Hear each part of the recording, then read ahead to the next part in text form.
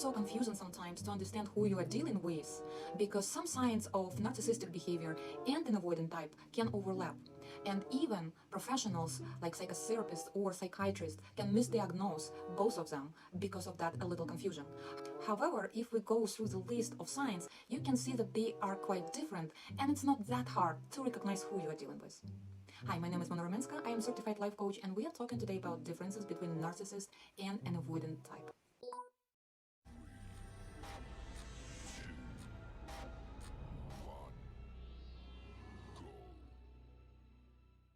Let's start from the very beginning. First of all, is looking for attention. Narcissist craves for attention, and an avoidant type, whether it's dismissive avoidant or avoidant, it doesn't matter. For them, too much attention is just too much. Number two, at the beginning of relationship, narcissist will love bomb you. He will make you feel very special. He will use even phrases as I love you or you are the love of my life, you are my soulmate, very, very soon. At the very beginning of relationship, an avoidant type would not go that direction. Also, if we go to the stage of saying I love you to each other, narcissist will gladly accept your I love you, when an avoidant, probably not. Because to him, you are lying, because love is an exaggerated or maybe non-existent feeling. Whether when narcissist hears I love you, it means victory for him, so he will proceed with the relationship gladly because now he owns you. A narcissist cannot spend too much time on his own. He craves not only attention, but attentive partner. And an avoidant type, of course, can live successfully without a partnership. He would rather withdraw from relationship than stay in a relationship and make those relationships work, because an avoidant type think, why would I work on this relationship if I am great on my own? Also, let's say when we are moving towards the middle of relationship, narcissist feels like fish in the water fighting in conflicts. He likes to create them. And if we're talking about an avoidant type, they do not like it. And if we're talking about dismissive and avoidant type or just an avoidant, all they do, they just avoid any conflict. They don't like to discuss any issues in relationship, and they are not ready to make this relationship work, like I said before. So asking an avoidant type, I need to talk to you, sounds like a death penalty, but for a narcissist, it's a great opportunity to let you down and to show to you who is superior here.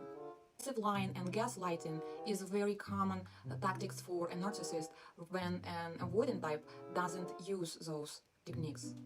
When a narcissist can say, I didn't say it, an avoidant type will do everything just to escape from this conversation and will disappear for a few days, and then when he comes back, he can pretend that nothing really happened and you didn't really want to talk to him.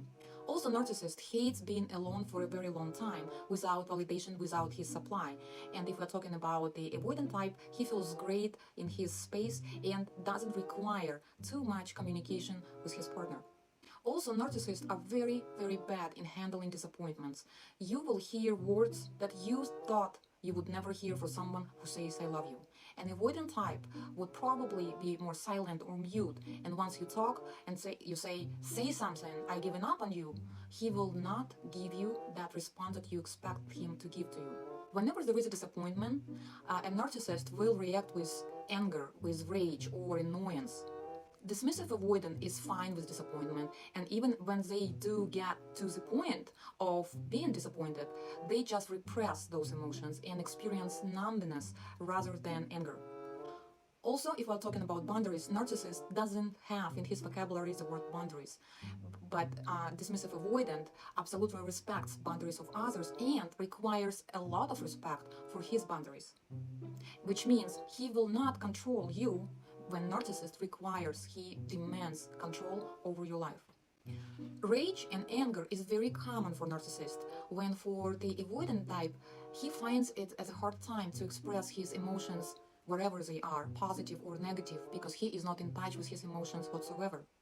Also, if we're talking about jealousy, jealousy is very common for a narcissist, and jealousy not necessarily for the opposite sex, but to be jealous, to envy other people about their success, or even trying to dismiss their achievements in front of you just to justify their failures, when an avoidant type wouldn't do that. And the difference here is because for an avoidant type, the perception of the world is I am okay, you are not okay, so there is no reason for me to be jealous. When for a narcissist is I am not okay and you are not okay. Also, another sign is victimization. If narcissist likes to victimize himself, if he likes to present himself as the victim, as the child, as somebody who was injured by you and you hurt him, an avoidant type doesn't like those weaknesses and he hates to think that he is a victim. Also, if you ask your partner about his past relationship, more likely from a narcissist, you will hear that all his exes or the main ex was a complete psycho, she was crazy, she was out of her mind, or with bipolar disorder, whatever. And for an avoidant type, it's on contrary, he remembers those exes as the best partner ever. Also, another sign is consistency. Once you get to know your partner, you will see that narcissist is very inconsistent. He is inconsistent in what he is saying, he's inconsistent in timing, in his promises, and an avoidant type is very consistent in his inconsistency. And what I mean by inconsistency, that he withdraws quite consistently.